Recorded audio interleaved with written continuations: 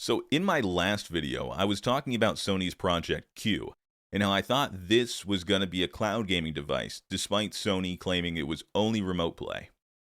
Well, we just got what appears to be a leaked look at what the Project Q is. And it is exactly what it looks like it is. It is an 8-inch Android tablet connected to two sides of a DualSense controller. Now, this kind of changes a little bit of what I think about this. So I still think this is going to be a cloud gaming device. I stand by that. I truly believe it is. However, I'm not convinced it's going to launch as one. My main reason for thinking this is more to do with the timing. I don't think Sony is going to have the cloud gaming service at once ready in time for, it looks like a November window is when they're looking to launch this. But I'm more convinced than ever this thing is going to stream cloud games because it's pretty much designed to do that. It's connected through Wi-Fi. It's not like the Wii U gamepad or some weird thing like that. It's going to connect through Wi-Fi in order to stream these games from your PS5. And it's Android. And we've already seen how game streaming works from an Android device. It's pretty good. What I think is really interesting, and another reason why I think Sony is going to make this a cloud gaming device, is because any savvy gamer who buys this is going to know that they can stream their Xbox Game Pass Ultimate games on this device. If you've ever done it, it's very good. It's far better than what it used to be back when I remember when I was in the beta to try out Microsoft's cloud gaming, and it was kind of rough around the edges, but now it's very good. I played the entirety of Fallout 4 with all DLC, the Game of the Year edition, using Xbox Game Pass streaming, cloud streaming on my Android phone with a Razer Kishi, and it was great. I had very few issues, but I also had a good connection. But any savvy gamer is going to know now, if you get a Project Q, you can probably just get your Xbox Game Pass Android app on there, and there you go. You've got yourself a Xbox Game Pass cloud streaming on a Project Q. And I don't think Sony's going to want that. I'm not convinced Sony's going to say, hey, that sounds like a great idea. Let's just not put cloud gaming on there and have everyone go and sideload the Game Pass app. Now, not everyone's going to do that, but I'm just saying it's not a great look.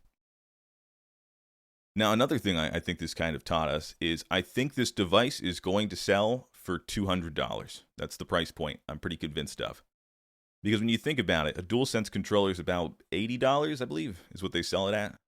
And this Android tablet, this 8-inch Android tablet, 1080p, supports 60 FPS, I guess playback or whatever you would call it, imaging. I would assume that thing's not going to cost too much to make. It didn't look particularly impressive. We don't have specs yet or anything, so we'll have to wait for that.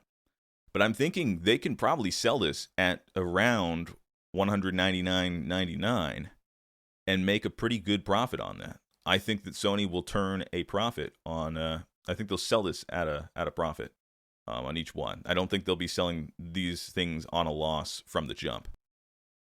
I'm kind of kicking myself because I should have seen this coming. I should have known it was going to be Android based. I remember, was it back in June? Qualcomm was talking. The vice president was talking about how they had discussions with Nintendo and Sony, and of course the context of it was, well, their interest in handheld gaming, and they know our expertise in Android. But I didn't think anything of it. I kind of just tucked it away. I didn't pay it much mind. But now I realize that was a mistake. That was the clue that this is going to be an Android device. But that's very interesting. Very interesting that Sony's going to be working on an Android device. But that kind of tells us that the traditional handheld, I don't think Sony's interested in pursuing that anymore. I think the Vita, the PSP, handhelds like that, I think PlayStation is done with those. Especially going down this route with this remote play device that I think is going to eventually get cloud gaming.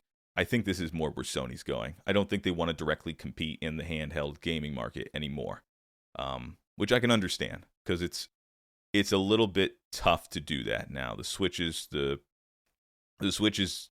big boy in charge when it comes to handheld gaming. I mean, the only other contenders you've got is the Steam Deck, the ROG Ally, maybe the Retroid. what is it, a Retro Boy or something? There's not a whole lot out there handheld wise, but Nintendo's still king there, and there's no reason to try to. There's no real reason to try to take any of that market away because you're just not going to get anywhere. Even the Steam Deck isn't really directly competing with the Switch. So I think the traditional handheld from Sony, I think we can tuck that away. We're not getting one of those from Sony ever again. But yeah, I just wanted to bring this up because it's very interesting. But I feel more convinced than ever that I was right. This is going to be a cloud streaming device, but it's not going to be one at launch. I'm curious about it. I don't think I'm going to pick one up, but at the same time, if it is easy to sideload apps onto it, like Android apps, and I can get Game Pass cloud streaming on this thing, and it works well, I might have to reconsider. So, as the thumbnail reflects for this video, perhaps I treated Project Q a bit too harshly. If this thing is an Android device, and we know that ecosystem is pretty open, very easy to sideload apps onto it, perhaps I treated it too harshly. Maybe there is a purpose for it. But I still stand by. No one asked for this. No one asked for this from Sony. But there might be more use cases than I realized. So thanks for listening or watching. Let me know what you think about this new leak, about this being an Android device from Sony. I kind of know what to make of it, and I've gotten almost as many new questions as I got answers from this leak. So make sure to subscribe if you enjoy this video. This has been Unending Quandary saying thank you once again, and I'll talk to you again real soon.